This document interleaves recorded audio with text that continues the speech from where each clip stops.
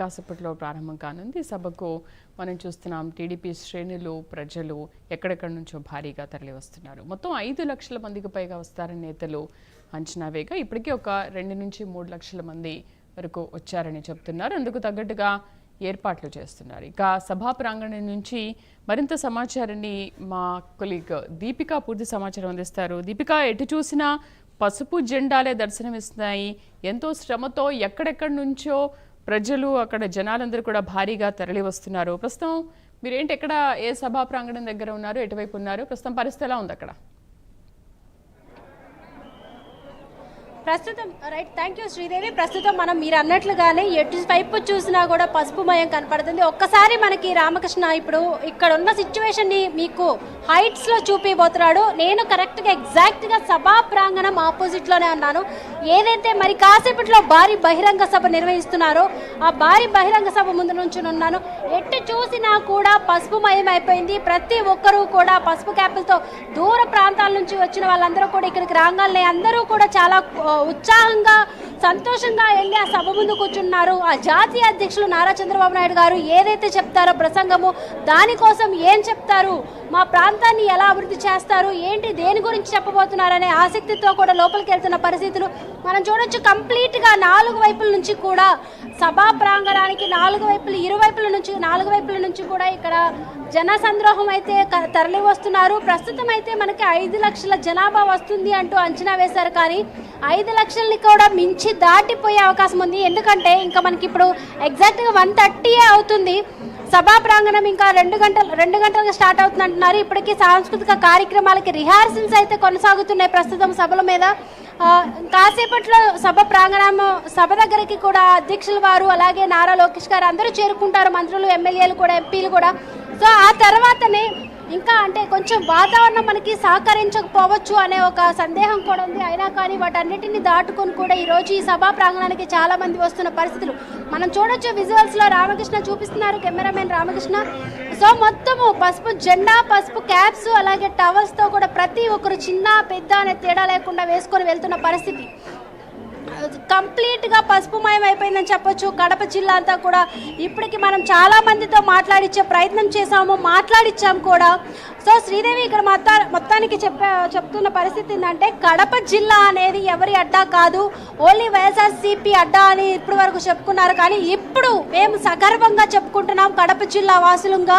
కడప జిల్లా అనేది ఎవరికి కాదు, ఇప్పుడు తెలుగుదేశం అడ్డాగా మారింది అంటూ కూడా ఇక్కడ ఉన్న ప్రజలు వాళ్ళ నిదర్శనమే. అంటే ఇప్పుడు వస్తున్న జనాన్ని బట్టే మనం చెప్పొచ్చు.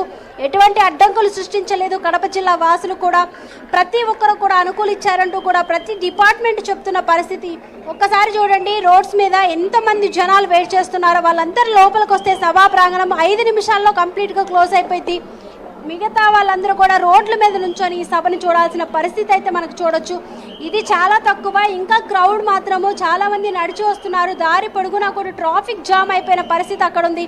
ప్రస్తుతం మనం ఇక్కడ చూడొచ్చు. ఇక్కడ సెక్యూరిటీ పరంగా కూడా అన్ని గ్యాలరీస్ని ఏర్పాట్లు చేశారు. ప్రతి ఒక్కరిని కూడా సెక్యూరిటీగా సెక్యూరిటీ ఆఫీసర్స్ అందరూ చెక్ చేసి మరి తనువుగా లోపలికి పంపిస్తున్నారు. ఎందుకంటే మనం చూసాం గత 20 రోజుల క్రితమో ఉగ్రవాదుల దాడిలో పహల్గామ్ ఉగ్రవాది అనేది చాలా జరిగింది. ఆ నేపథ్యంలో కూడా ఇక్కడ హై సెక్యూరిటీని కూడా ఏర్పాట్లు చేశారు. ప్రస్తుతం మిలిటరీ బలగాలు కానీ వీళ్ళందరూ కూడా ఇక్కడ అందరూ చేరుకున్నారు. ఇది భారీ బహిరంగ సభ మరి కాసేపట్లో స్టార్ట్ అవబోతుంది కాబట్టి ఇక్కడ సభా ప్రాంగణం మీద కూడా రిహార్సల్స్ జరుగుతున్న ఈ మన దృశ్యాలు మనం చూడొచ్చు. కంప్లీట్గా ఇప్పటి వరకు మనం చూసుకుంటే 50% వరకు కూడా సభా ప్రాంగణం క్లోజ్ అయిపోయింది. ఇంకా 50% ఇక్కడికి జనాలు అయితే ఒకటే చెప్తున్నారు. ఈరోజు చంద్రబాబు నాయుడు గారు స్త్రీ శక్తి కోసము చాలా సంక్షేమ పథకాల ప్రణాళికల్ని కూడా ప్రవేశపెట్టబోతున్నారు. కాబట్టి ఆ పథకాల గురించే మేము వచ్చాము. ఆయన పెట్టినా పెట్టకపోయినా ఆయన మా కోసం మా మంచి కోసం చేస్తారంటూ కూడా చాలామంది సభలో 20% జనాభా మగవాళ్ళు ఉంటే 80% వరకు ఆడవాళ్ళే మాత్రమే ఉన్నారు. ఎందుకంటే తెలుగుదేశం పార్టీ ఎప్పుడు స్త్రీలకి మాత్రం సంక్షేమ పథకాలను అందించడంలో కానీ స్త్రీకి మాత్రం ప్రాధాన్యత ఇస్తూ వస్తున్నారు. నారా భువనేశ్వర్ గారు మన గతంలో చెప్పారు. అలాగే యువనేత నారా లోకేష్ గారు కూడా యువతకి నేను ఏదో చేస్తాను, వాళ్ళకి ఇచ్చిన హామీలన్నింటిని కూడా నెరవేరుస్తానంటూ చెప్పుకుంటూ వచ్చారు. కాబట్టి యువత అండ్ మహిళలు మాత్రమే ఎక్కువగా ఇక్కడ ప్రాంగణానికి చేరుకుంటున్న పరిస్థితులు మనం చూసుకోవచ్చు. ప్రస్తుతం మొత్తం ఇవన్నీ చూడండి, అందరూ కూడా ఎంత దూర ప్రాంతాల నుంచి కూడా వచ్చారు. కానీ ఇక్కడికి దూర ప్రాంతాల నుంచి వాళ్ళు వచ్చినా కానీ వాళ్ళందరికీ కూడా ఎటువంటి సదుపాయాలకి లోటు లేకుండా ఫుడ్ కానీ, వాటర్, మజ్జిగ, ఎండని తీవ్రతను కూడా తట్టుకోగలిగే కెపాసిటీ వాళ్ళకి రావాలి. కాబట్టి మజ్జిగ, వాటర్ ఎప్పటికప్పుడు అందరికీ అందుబాటులో ఉంచుతున్నారు.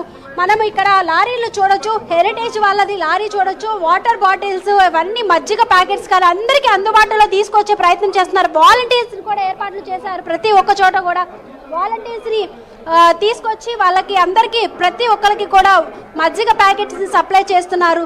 ఇంకా అలాగే అన్ని విధాలుగా కూడా పోలీస్ బందోబస్తు కూడా చాలా ఎక్కువ హై సెక్యూరిటీ మధ్య కూడా ఇప్పుడు ఈ మహానాడు ప్రాంగణం అంతా కూడా నిండిపోయిందని చెప్పొచ్చు. ప్రస్తుతం పసుపు మయంగా కూడా ఇక్కడ మహానాడు ప్రాంగణం మొత్తం ఉంది. కడప జిల్లా మొత్తం ఇప్పుడు పసుపు మయంగా మారిపోయిన పరిస్థితులు చోటు చేసుకున్నాయి. శ్రీదేవి, దీపిక, అయితే మహిళలకు ఒక స్పెషల్ కేటగిరీ అక్కడ ప్రవేశపెట్టారు, ఏర్పాటు చేశారని చెప్తున్నారు. సో ఇప్పటి వరకు ఎంతమంది మహిళలు అక్కడికి చేరుకున్నారు? ఆ కేటగిరీ ఎలా ఉంది ఆ టీం? ఆల్మోస్ట్ నేను మీకు ఇందాక చెప్పినట్లు ఒక 20 మనం 50%లో చూసుకుంటే 20% మగవాళ్ళు ఉంటే 30% వరకు లేడీస్కి ప్రాధాన్యత ఎక్కువ ఇచ్చారు. వాళ్ళకి అంటే ఇప్పుడు మనము గత ప్రభుత్వంలో చూసుకుంటే లేడీస్ ఎక్కువగా సఫర్ అయిన పరిస్థితులు ఉన్నాయి. అలాంటివి కానీ ఇక్కడ ఏ విధంగా కానీ ఒక విషయంలో మాత్రం భద్రత విషయంలో మాత్రం లేడీస్కి చాలా విధాలుగా భద్రతను ఏర్పాట్లు చేశారు. వాళ్ళకి ఎటువంటి సంఘటన జరిగినా, ఎవరైనా వాళ్ళని మిస్బిహేవ్ చేసినా కూడా వెంటనే యాక్షన్ తీసుకునే విధంగా కూడా ఈ మహానాడు ప్రాంగణంలో అయితే ఏర్పాట్లు చేసినట్లు తెలుస్తుంది. అలాగే వాళ్ళకి సపరేట్ గా ప్రత్యేక గ్యాలరీలను కూడా ఏర్పాట్లు చేశారు. ఫ్యామిలీస్ లో వచ్చినా కానీ ఎలాగైనా సరే. Right Deepika, thank you.